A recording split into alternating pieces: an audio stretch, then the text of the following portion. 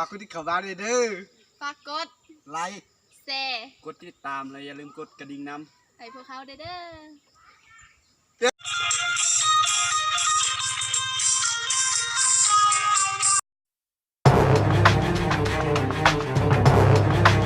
เซียวสาวไปดับผู้บ่าวอื่น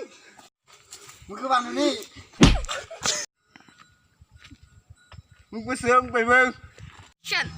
สาวมีแฟนแล้วบ่ยังบ่มีคบกับไอ้บ่ไอ้รวยเด้อหน้าไอ้ก็มีส่วนมักแหนงไอ้ก็ลายแบบสิไอ้ก็ขับเรียนว้าว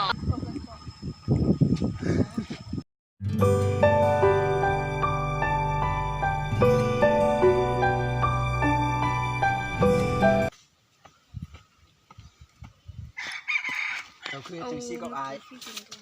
แล้วเขาคือผ่านมาเด้บางทีขี่นี่กันไทยคุณหัวจักไป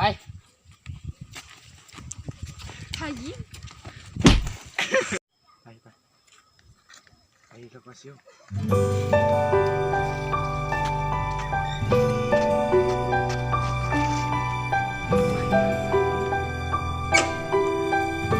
เอามายัง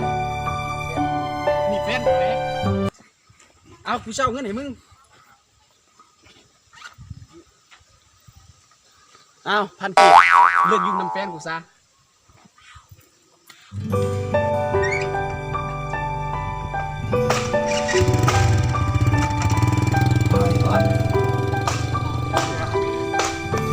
อยากเซียวมึงยังไม่กู